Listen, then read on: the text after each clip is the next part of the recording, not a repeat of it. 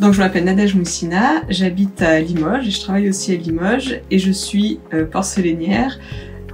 Donc je fais des sculptures et des pièces de mobilier uniques ou en toute petite série. J'ai toujours voulu être artiste, avoir mon atelier et ma pratique, mais tellement j'adorais ça, de la fin de mes études, je suis restée 8 ans à travailler en fait pour les manufactures comme designer où j'ai sculpté, gravé, fait des moules, appris toutes ces techniques.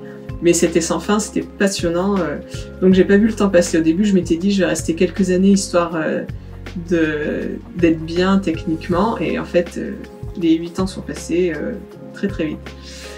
Mais tout ça pour dire que pendant ces 8 ans, je trouvais que cette pratique, elle était pleine d'histoires déjà, pleine de symboles, elle était belle à toutes les étapes, parce que les moules, ça nous donne des contreformes, on voit ça, l'absence de forme qui crée autour une autre forme, enfin ça crée tout un vocabulaire passionnant. Et cette histoire de dupliquer et symétriser les choses aussi, je trouvais ça complètement fascinant, et puis ça pouvait créer vraiment des langages formels, c'était une super technique. Et pendant tout ce temps où je suis restée dans les manufactures, j'ai vraiment appris dans les règles de l'art, ce qui fait qu'aujourd'hui j'ai une très très bonne technique. Mais en fait cette technique, on l'utilisait, on la canalisait dans un but hyper particulier. Et en fait, il y avait tout un autre éventail à côté que j'avais découvert puisque j'avais appris les techniques et on n'en faisait absolument rien, voire même c'était considéré comme des défauts. Tout ce qui va être marbrure, les traces de coulage qui s'appellent des veines, toute la dégradation du moule qu'on a après chaque coulée ou toutes les déformations, ou dans les manufactures, tout ça c'est des choses qu'on cherche à évacuer. Donc on apprend très très bien comment ça marche. Et moi je me suis dit, avec tout ça, toute cette histoire et tout ce patrimoine, il faut vraiment un peu en faire quelque chose et le montrer. Donc tout mon travail vraiment se développe autour de ça. J'ai commencé la pratique que j'ai aujourd'hui après une expérience une expérience professionnelle dans les manufactures.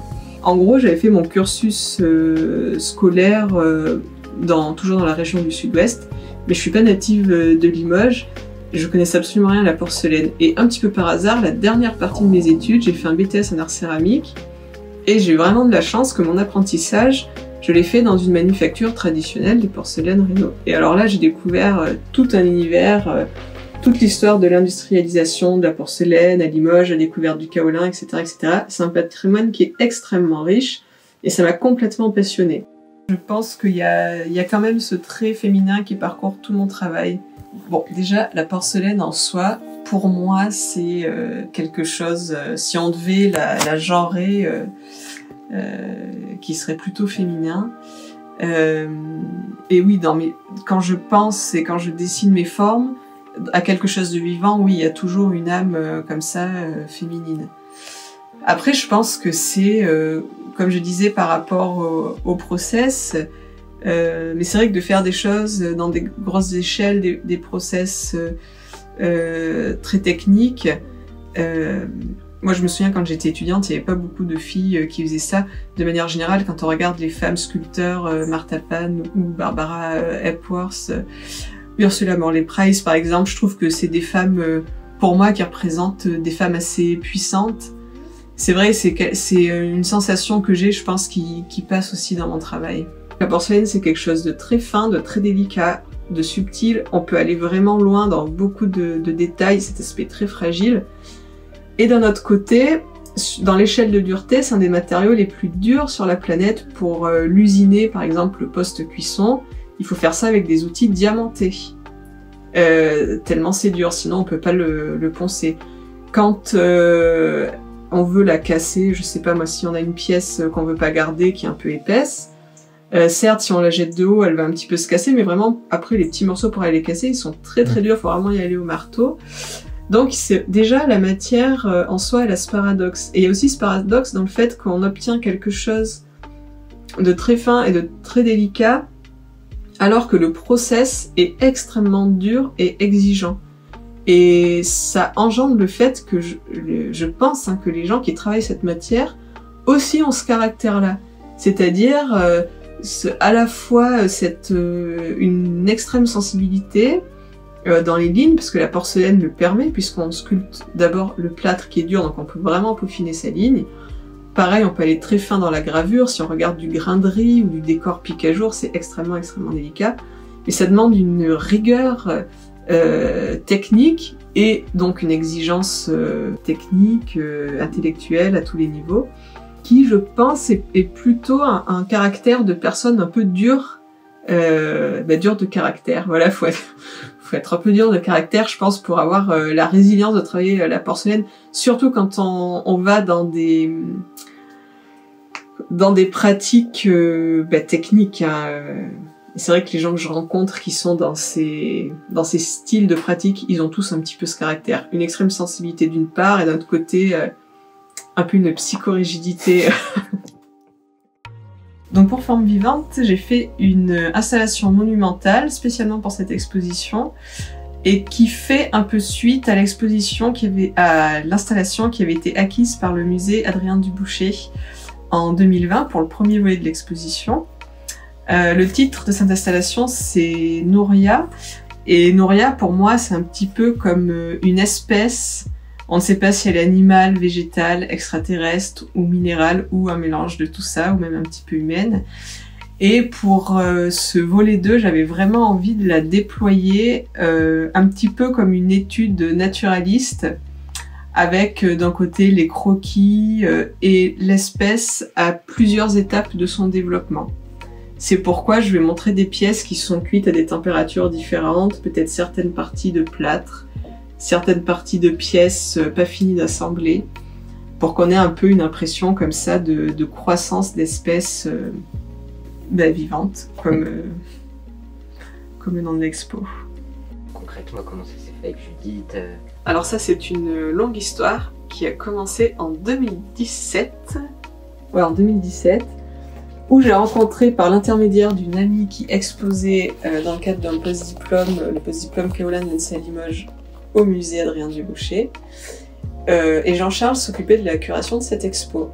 Et en buvant un verre un soir, à l'époque je venais juste, je commençais moi tout juste ma pratique, je quittais les manufactures, j'enseignais à cette époque-là à mi-temps aux Beaux-Arts de Limoges, et je commençais à mettre en place mon atelier, à créer mes premières pièces. On se rencontre avec Jean-Charles, et notre amie commune, Jessica Lajarre, une sculpteur aussi, me dit ah ben tiens, si tu commences à travailler, ça serait intéressant pour toi que tu montes ton travail à Georges Charles, parce que lui, la céramique contemporaine, c'est vraiment son truc, il pourra t'aiguiller, tout ça. Et après, ma toute première exposition que j'avais faite, c'était un salon Céramique 14 en 2017. J'avais, quand j'ai tout ramené chez moi, j'avais toute ma scénographie et tout ça, je lui ai tout mis à présenter. Et je l'ai invité pour un peu avoir son regard sur mon travail, ça m'intéressait. Et il me dit « Ah là, mais c'est dingue, je suis en train de préparer une expo pour dans 2 ans, en 2017, qui s'appellera Forme Vivante, et quand tu m'expliques ce que tu fais et que je vois tes pièces, ça sera vraiment bien dans la partie imaginaire organique. » Et voilà, de là, on a fait cette expo, et ensuite j'ai rencontré Judith, et on a eu ensemble l'idée de faire une installation un petit peu spéciale.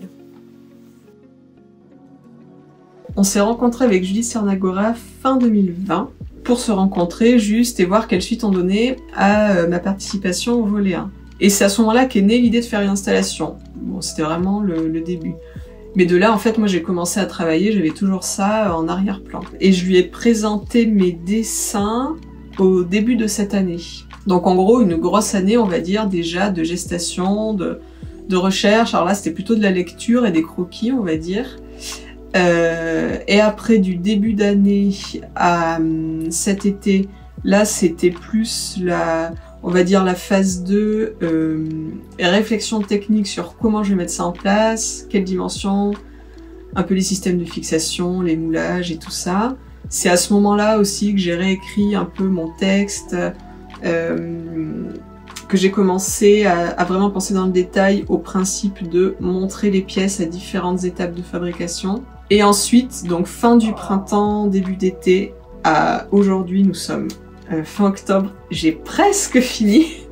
Là, c'était production. Donc modèle, moule, tout ça, donc 400 kg de plâtre, j'ai passé la barbotine, un peu plus de 200 litres de barbotine, donc de porcelaine liquide et un peu plus d'une dizaine de cuissons, voilà. Et là, il me reste l'assemblage à froid.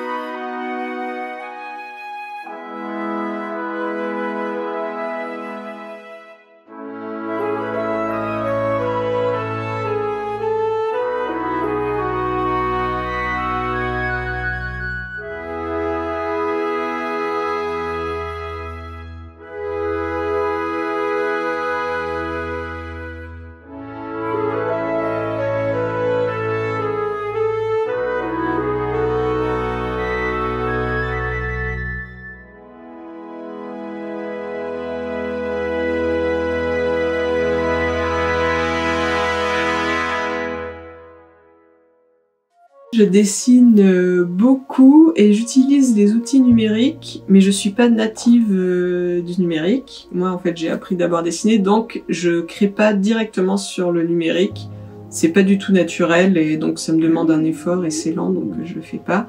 En revanche, quand j'ai bien dessiné à la main, souvent je scanne mes dessins et je me fais des 3D, et ça, pour justement toutes les questions d'échelle, c'est très très utile.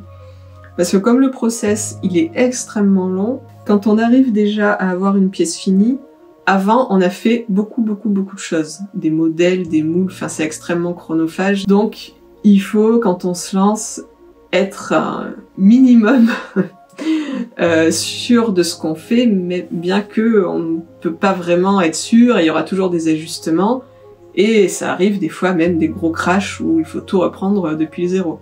Mais ça, on n'a pas envie de le faire. Donc on anticipe beaucoup. Mais oui, je passe beaucoup par le dessin, et pour cette raison-là aussi, puisque avant de commencer, il faut bien que j'ai pensé techniquement comment je vais amener ma pièce jusqu'au bout. On n'est pas dans un type de pratique où on peut se dire j'ai à peu près envie de faire ça, je le commence, mais j'ai pas mes dimensions, j'ai pas tout ça. Non, là, c'est pas possible.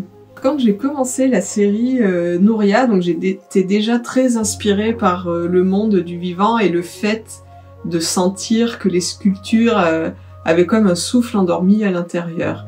En fait, ça vient beaucoup du fait que comme la porcelaine, c'est une fine pellicule qui est creuse en fait à l'intérieur, et on verra jamais l'intérieur, il y a quelque chose comme ça de très mystérieux, et oui, qui fait appel au vivant, parce que c'est comme dans un être, un animal, c'est quelque chose qui est vivant, qui bouge, et puis la vie est à l'intérieur. Donc il y avait tout cet aspect-là, et j'ai toujours été fascinée par la scène de la création d'Adam sur le toit de la chapelle Sixtine, juste le doigt de Dieu qui donne l'étincelle de vie à Adam.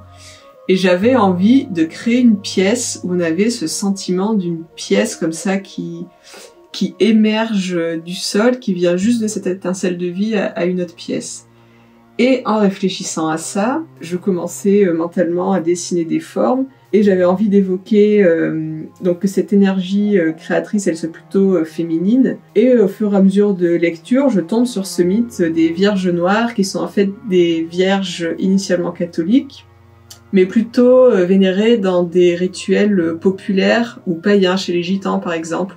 Et c'est des vierges qu'on allait voir prier pour la fécondité. Donc dans mon histoire de duplication, de moules, de matrices, de creux qui génèrent des choses, je trouvais que tout allait bien ensemble. Et de là, j'avais tous les éléments et j'ai vraiment dessiné la forme telle qu'on la connaît. C'est pour ça qu'on a un peu ces courbes qui se rejoignent, soit qui vont faire des cambrures, qui se rejoignent dans des creux, qui peuvent évoquer des plis de peau, des fesses, des seins aussi. Il y a quelque chose comme ça de très nourricier, de très féminin dans ce travail. Donc les pièces, la plus grosse pièce, elle fera 2,25 m de haut à peu près. Ça va être présenté sur un assez grand socle qui fait à peu près 3,50 m par 3,50 m je crois. Alors le nombre de pièces, je l'ai pas arrêté puisque là je vais faire ma sélection, là c'est imminent dans les jours qui viennent. Mais il y aura entre 7 et 9 grosses pièces. Voilà. Je pense que l'échelle, elle a un rôle très important dans le rapport qu'on va avoir à une œuvre. En fait, je trouve que quand c'est une échelle suffisamment petite pour qu'on puisse la porter et la transporter, la tenir dans sa main, on va dire qu'on est un peu dominant vis-à-vis d'elle, et puis ça la rattache un petit peu à une condition d'objet. Et quand on passe dans des échelles où l'humain ne peut pas comme ça déplacer facilement, où on est obligé de prévoir un espace dans un lieu pour la pièce, où c'est nous qui allons devoir tourner autour si on veut voir le derrière et non pas la faire tourner dans notre main. Il y a un peu un rapport qui est inversé, où on est vraiment plus, comment dire, pas subjugué, mais du moins impressionné par la pièce. Un peu comme si la pièce avait toujours été là et que nous, en tant que spectateurs, on doit s'adapter à elle. Je trouve que c'est assez agréable, ce sentiment d'avoir l'impression d'intervenir dans l'univers, parce qu'en fait, on vient rajouter quelque chose qui va conditionner l'espace, qui va conditionner le rapport qu'on va avoir dans l'espace, comment on va s'y déplacer. Vraiment, ça va changer. Là où un tableau, c'est un petit peu un ornement qu'on va pouvoir déplacer, idem pour une petite pièce, ça va plutôt être un ornement qu'on va déplacer. Que là, pour moi, la sculpture dans des grandes dimensions, c'est vraiment quelque chose qui vient prendre sa place et on organise l'espace autour.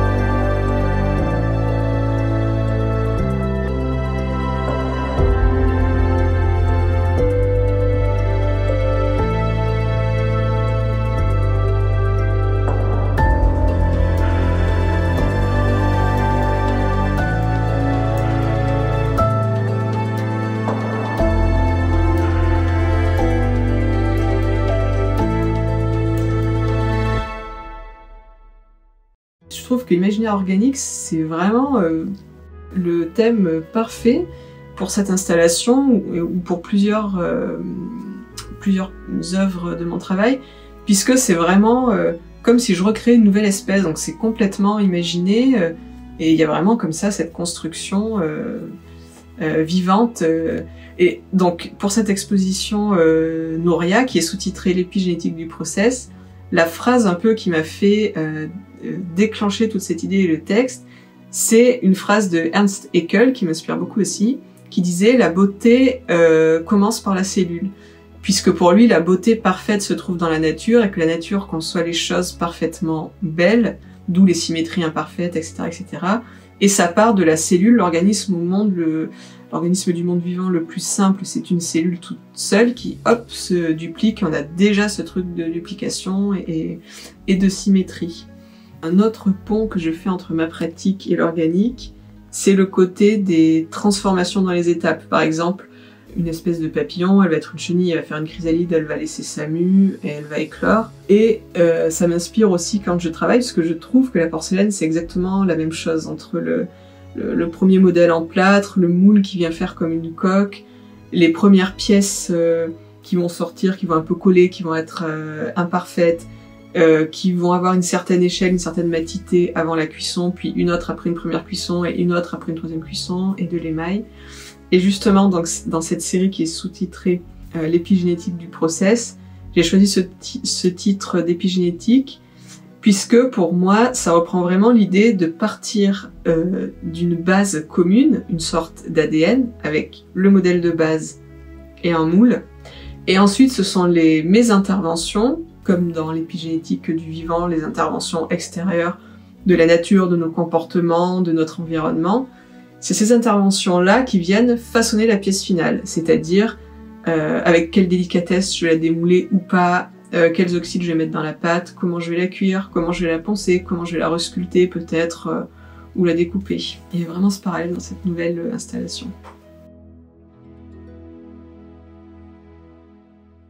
C'est marrant parce que pour moi la couleur a un rôle extrêmement important alors que je fais que du noir et blanc. Mais pour moi c'est déjà tellement riche de nuances en soi que j'ai déjà l'impression d'avoir toutes les couleurs, donc je m'aventure pas vraiment sur d'autres terrains colorés. La première version qui était à Adrien Duboucher, comme ça partait de cette histoire de Vierge Noire, j'ai fait plutôt dans des tons de noir, d'anthracite, de bleu-gris, mais un peu sombre.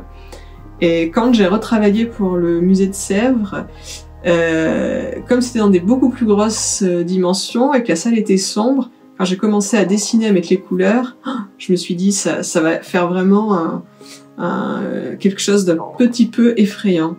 Et de là, je me suis dit, je vais prendre le contre-pied. Et en fait, en ayant cette réflexion, je me suis dit, en plus, Sèvres, c'est quand même une manufacture où on a plein de types de pâtes différents. Dans le process porcelainier, le blanc est omniprésent. C'est aussi un rappel à la religion, toujours à cette féminité, aux vierges et tout ça. Et puis à cette histoire de, oui, on cuit en électrique, on a un blanc plus chaud, en gaz un blanc plus froid, selon les températures de cuisson. Entre porcelainiers, c'est toujours une discussion sans fin de qui a le blanc le plus blanc que blanc, mais lui, son blanc est un peu gris, mais lui, il a raté sa cuisson, son blanc est un peu jaune, etc., etc. Donc je trouvais ça chouette de tourner un peu autour de cette question du blanc. Donc j'ai tout recréé l'installation, donc déjà en termes d'échelle et de forme, je l'ai refaite.